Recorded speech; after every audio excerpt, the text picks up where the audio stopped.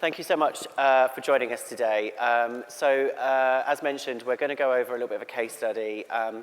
We aren't going to mention a specific name, but it is a globally known autos brand, and looking at their kind of launch and kind of building up awareness and brand affinity with their AV model.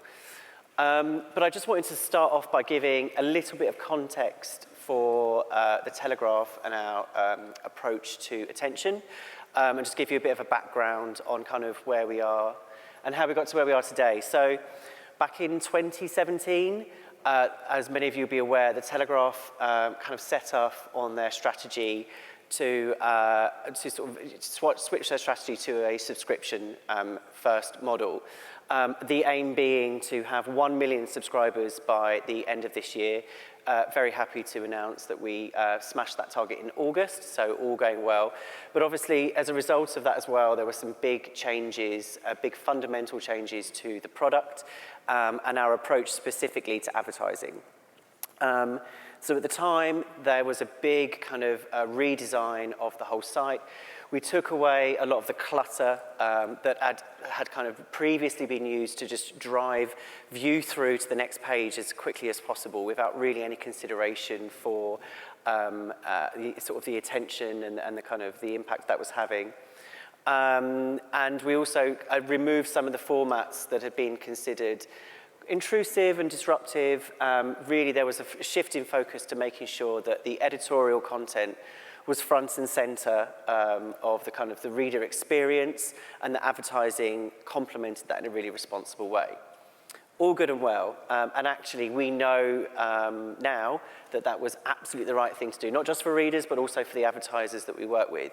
But incredibly quickly, we realized that the metrics that we had in place and the way that we were delivering reporting and kind of demonstrating effectiveness to our advertising clients missed a whole chunk of the story. It didn't talk about the importance of the trust that our readers had for the environment. It didn't talk about the importance of the engagement, the kind of the enjoyment and engagement that people had, and crucially, the impact that then had on the advertising. So we launched a product at the time called Metrics That Matter, and that was a real kind of attempt to shift the focus away from silver bullet metrics, like just looking at CTR without any kind of context, just looking at viewability rates without any kind of context, and really trying to demonstrate in a much more kind of, complicated way the importance of how somebody feels about the publisher brand, the importance of delivering ads responsibly, and ultimately how that then does have a really positive effect on the outcomes. So I won't go too much into Metrics Matter today. I was really pleased to see the model that IAS put up earlier is incredibly similar to the model that we use as Metrics That Matter. So it's great to see that either we've kind of helped influence the industry, or what we've done is so obvious that the other models just seem to be similar. So that brings me to where we are today. I think even though we've demonstrated time and time again that business model really works for us and it's been really effective, we still see other publishers relying on some of the more intrusive and slightly more aggressive strategies that we'd used in the past, and really focusing on, still using CTR as the kind of this sort of silver bullet metric that proves that a campaign performed. And so I really wanted to unpack today about, what we can do as a wider industry, what we can look at kind of understanding how we can help kind of shift that kind of education along and make sure that other publishers are doing that as well. And obviously from a publisher perspective, we're a very, very small part of the puzzle. We obviously look to demonstrate outcomes, but when we think about our globally known autos brand, we're only a very small part of their kind of consumer journey and experience, which is why we're here today. So do you want to kind of kick off, give us a little bit of context about what the objective of that brand was, what they were really looking to achieve as part of kind of driving that brand identity, and why the Telegraph and other quality publishers that are kind of delivering ads in that responsible way were an important part of that journey. Yeah, no, thank you. Well, if you focus, you might figure out who it is. But ultimately, the challenge that we've been set, is to sell cars.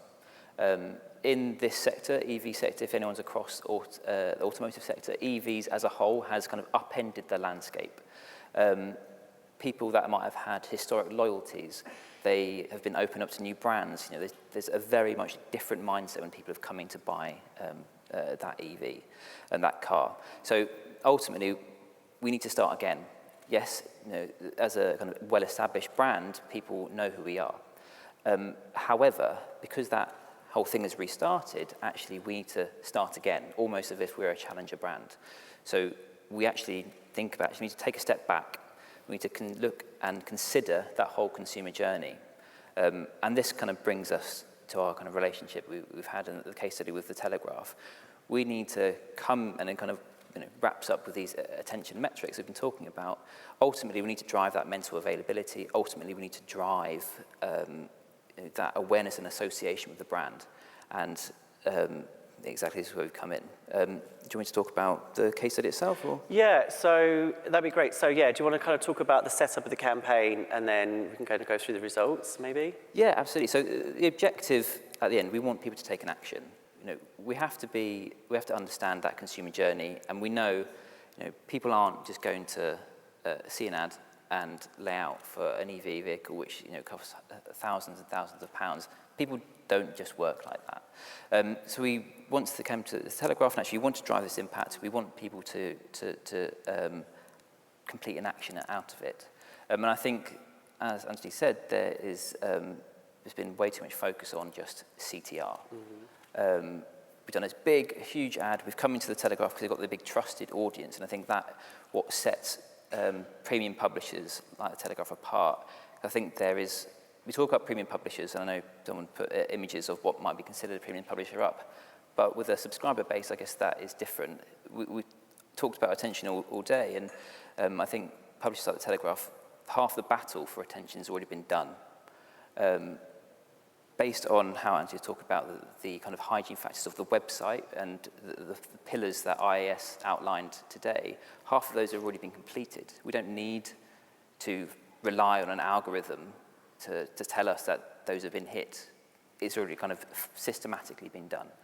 So then coming on to the case study itself, we're doing a big activation, and in the live planning team at Mindshare, we're very much an outcomes-focused team, and we want to look at holistic results. So actually, it needs to come back to, so what? Because I think it's good talking about we did attention, and I know we talked about this links back to outcomes, but yes, we drove this, but so what? And I think this links back to we did as part of the activation was a brand study, and we saw over a 30% increase in specific model awareness. And then we saw a doubling of consideration, and where previously prompted users had no kind of idea about it, the nameplate, and weren't going to take an action. Suddenly we're seeing people actively saying they're going to be taking or have taken action after the activation, which I think is incredibly strong and shows an incredibly strong outcome of how focusing the metrics that matter has really paid off. Thank you. So I think what we wanted to do was really think about what were the kind of specific component factors of that campaign that helped drive that success. And we had a quick catch up over lunch, kind of almost in response to what we'd seen this morning, to make sure that we were sort of really kind of doubling down on some of the things that were said, but also expanding on some of those things as well. And so the first thing that I kind of really identified as one of the key factors of helping to drive that success is really focusing on the context. So, we've talked about attention metrics today, but ultimately they're hygiene factors. What you can't really kind of put a pin in with some of those metrics is the relationship that somebody has with the publisher brand, the level of trust they have with that brand, the entertainment factor, the value they're getting from being in that environment. Because all of those things ultimately, as much as the creative or the relevancy of timing or targeting, those things will have a massive influence on how somebody feels about the ad, right? So do you think that in general, there is just not enough focus on really, people talk about quality publishing, but they're still potentially hitting, a kind of a site list of hundreds of brands without really engaging with the identity, what those brands are delivering as publisher brands. Do you think that's still an issue, or do you think that there's more work to be done? I think absolutely it is an issue. And it comes back to the metrics that matter, sorry to quote your phrase, but I'm still working with lots of different teams, and across my even previous agencies, people kind of come back to this fact, CTR, they're not sure how to judge the quality. And especially with the cookies going away, people keep focusing on last click attribution, I think, and I think that's a systematic issue that, again, people aren't, they just don't put value in other metrics. So yes, we should definitely be focusing on that quality kind of presence. And I think interestingly, we were talking about this just now, and what we're increasingly seeing at the Telegraph is an increasing demand for a more sort of partnership style relationship rather than a sort of tactical, one-off campaign by campaign. We can see that actually when we have a long-term association with a particular brand, and we kind of then work towards having more bespoke experiences that feel native to our environment, so it feels like that's a natural environment for that brand to be sitting in, and there's a consistency to that. We do see that have a kind of a massive impact in terms of the outcomes of those campaigns. So we're doing a lot of work at the moment to encourage brands to say, actually, really get a really tight list of brands that are directly aligned to the values of your consumers, and directly aligned to the editorial values of that particular publisher. And then think about how you can build out kind of special, unique partnership experiences rather than kind of one-off, matching luggage strategies. So that's really interesting. The other thing that I thought of this morning that I really wanted to touch on was this crucial need for responsible delivery. So for the Telegraph, we have kind of 5 key rules that we stick to. We don't have pop-ups or interstitials. We don't have stickies. We only ever have 1 ad per screen at any one time, so that there's not 2 conflicting brands sitting there kind of conflicting with each other in terms of their messaging. And actually, some of the stuff we saw this morning, I think there was such a focus on delivering performance metrics, numbers on a spreadsheet, that maybe some of those things weren't necessarily in consideration. And for us, we want to drive really positive numbers in terms of attention metrics, but it's always got to be a consented experience where the reader feels like there's not a compromise with the content that they were there to see in the first place. I'm just keen to get your kind of thoughts on that as well. So obviously we covered a lot there, but I think just to talk about the partnership thing first, and I think this is something that I believe is becoming even more important. When we talk about the cookies, we know the cookies going away. Someone made light of a joke that on Apple, you haven't had cookies for years. Almost having that brand, that longer term partnership is something we're looking to kind of capitalize on. Most people, and this is a general, I don't have a specific stat, have a core kind of what they read. They have a core kind of daily routine. In the case of Telegraph, as a subscriber base, people have invested that money to have that platform, to have that content. So we don't need a cookie to retarget that same person. We don't need a cookie to have kind of build that association. And as I mentioned earlier, and specifically in the autos industry, people don't just on a whim buy a car. You need to build up that trust, you need to build up that association, and through those partnerships, take cookies out of it, we can hit that same person. The second point then on just kind of that responsible piece, and I think it links back to it and comes back to that partnership. People trust certain environments. I think quoting Ozone and kind of I know Telegraph is a part of, they would talk about how much people, that context, how important it is, you associate that trust. People have trust in those news brands, and then they therefore trust that brand they're going to necessarily seeing in those ad spots.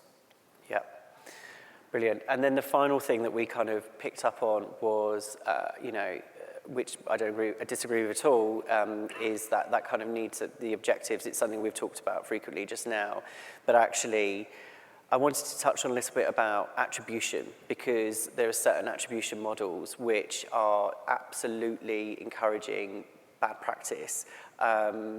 So yeah, I just kind of wanted to get your thoughts on the impacts of things like last click attribution, and the way that kind of shapes optimization decisions, and what should people doing? I mean, I've got some thoughts on this as well, and some ideas around what we could be doing better. But what is the alternative? If ultimately, if we're trying to measure an outcome or measure an action, why is attribution so bad, or last click attribution so bad? That's a big question. I mean, I think attribution is hard. I think, just to put a finger on it, but I feel people do last click attribution because it's easy.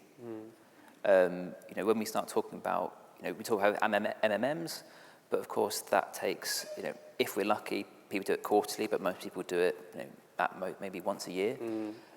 So kind of cover attribution, that is a big question, and I don't have an answer for that because it's so hard, but people fall into that trap. I think what becomes more important is, rather than focusing on that last click attribution, suddenly people believing that last PPC brand pure click has driven 100% of that conversion, is kind of just thinking differently in that. I think it's understanding that consumer journey.